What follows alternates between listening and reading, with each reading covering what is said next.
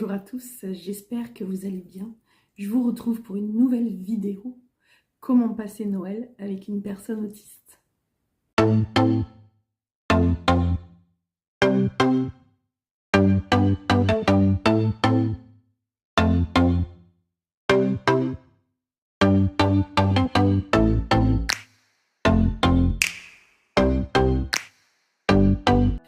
Tous les parents conjoints savent que passer Noël avec une personne autiste, suivant son degré et suivant ses difficultés, ça peut être la croix et la bannière. On va voir ensemble quelles sont les choses qu'on peut mettre en place pour éviter certaines crises, qu'elles soient intériorisées ou extériorisées. Tout d'abord, on peut commencer à anticiper au niveau timing. La personne autiste a besoin de savoir combien de temps va durer le repas, combien de temps ça va durer jusqu'à l'ouverture des cadeaux, combien de temps ça va durer le bruit, combien de temps ça va durer les fêtes passées ensemble. Mais aussi combien de personnes il va y avoir, parfois même qui il va y avoir. Et c'est important. Préciser à l'enfant ou la personne adulte qu'elle a le droit d'être seule à des moments si elle en ressent le besoin. Sortir de table, s'exiler, sortir, prendre l'air, aller dans une pièce à part, peu importe, mettre son casque anti-bruit, entrer dans sa bulle, c'est très important pour éviter les crises. S'accorder avec le papa ou un autre membre de la famille pour déléguer si vous en avez besoin. Je m'explique, si vous êtes une maman d'un enfant autiste et qu'il est en période de pré-crise, vous voyez que la tension monte, mais que vous avez besoin de faire des choses en cuisine ou de servir, n'hésitez pas à déléguer parce que la priorité, ça va être votre enfant. Ne jamais oublier qu'une personne autiste peut être perturbée dans le fait de passer les fêtes chez quelqu'un d'autre et pas chez elle. Pour certaines personnes, il va être nécessaire d'anticiper sur le planning qu'elle utilise au cours de la semaine, à savoir mettre des photos des personnes chez qui on va à chaque journée où on s'en va. On peut aussi leur dire à côté de qui elles vont être assises, ces personnes-là. Et ça peut être même très intéressant de placer les personnes à table dans ce but-là, parce que beaucoup de personnes autistes aiment toujours avoir la même place. Et ça, il faut aussi le prendre en compte. On peut aussi, si on invite chez soi, mettre des photos sur le planning des personnes que l'on a invitées, surtout pour les petits ou les personnes non verbales. Maintenant, on va regarder le volet sensoriel. Pensez aux lumières. Est-ce qu'il y en a trop? Est-ce que ça fatigue la personne? Est-ce qu'il y a trop de bruit? Ça peut faire venir des crises. Donc, pensez à prendre un casque anti-bruit ou au moins une occasion pour la personne de sortir de la pièce s'il y a trop de bruit. Cela peut être aussi un casque audio où la personne va pouvoir se mettre à part et écouter de la musique. Goût, anticiper les aliments que la personne affectionne et aime. On sait qu'il y a beaucoup de rigidité alimentaire dans l'autisme, donc y penser. On ne va pas leur servir du foie gras ou du saumon s'ils détestent ça et s'ils ne mangent que des gnocchis. C'est pas grave, on leur sert des gnocchis le soir de Noël. Peu importe, l'essentiel c'est que la personne se sente bien. Pensez à l'odorat, l'odeur de certains poissons, les odeurs corporelles dans la pièce. Ça peut être très incommodant pour une personne autiste. Prévoir un mouchoir avec une odeur que la personne affectionne pour pouvoir la sentir en cas de désagrément olfactif. Aura-t-il ou elle besoin de bouger pour ne pas énerver tout le monde? Donc ça aussi, c'est important.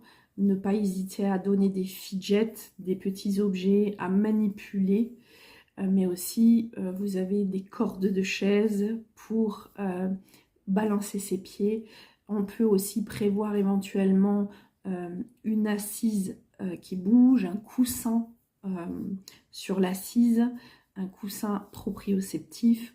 On peut aussi imaginer un ballon d'assise que la personne, au lieu d'être sur une chaise, va être sur ce ballon.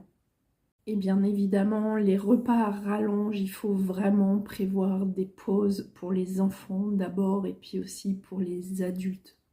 Au niveau social, prévenir vos invités ou les personnes chez qui vous êtes invité que votre enfant ou conjoint est autiste et qu'il y aura certaines priorités en cas de difficulté à mettre en place pour vous. Prévenir les excitations excessives si vous voyez que la personne est en difficulté. Pensez à des objets de retour au calme à emmener dans votre sac à dos.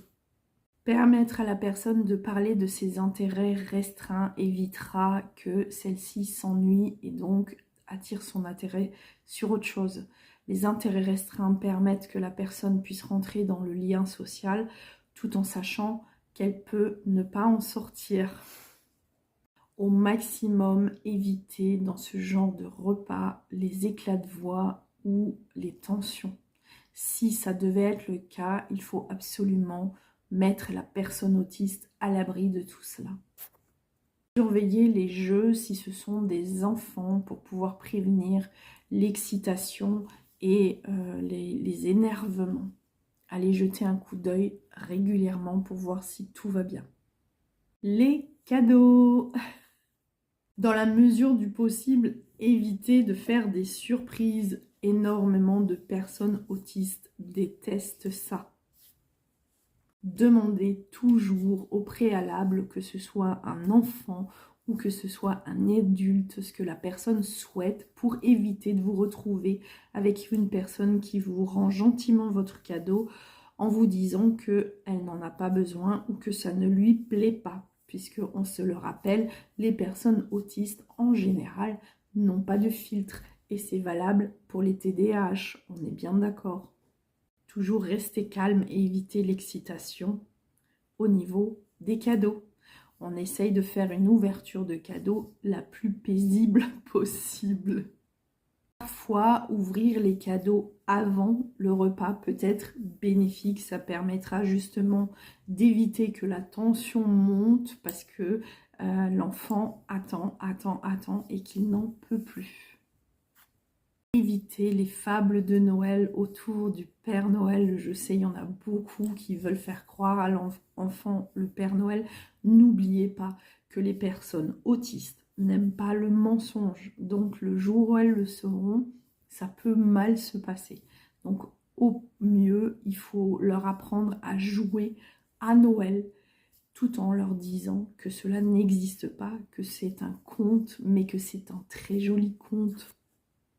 Évitez les cadeaux sensoriels comme du parfum ou certaines nourritures. Vous risquez d'être face à une personne qui n'apprécie pas du tout.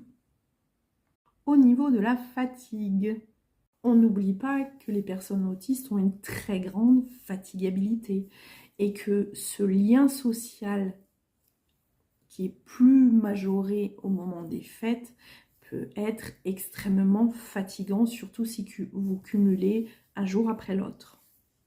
Comme je l'ai dit au début de cette vidéo, que ce soit un enfant ou un adulte, il faut que cette personne puisse aller se reposer à n'importe quel moment lorsqu'elle en ressent le besoin sans être jugée.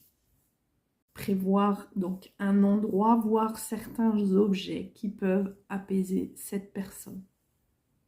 Conclusion, pour pouvoir passer des faibles paisibles, quoi qu'il arrive, pensez que la priorité, c'est le bien-être des personnes et des personnes autistes. On s'adapte à leurs besoins et pas le contraire, sinon vous risquez d'avoir des troubles du comportement et ce serait vous gâcher la fête.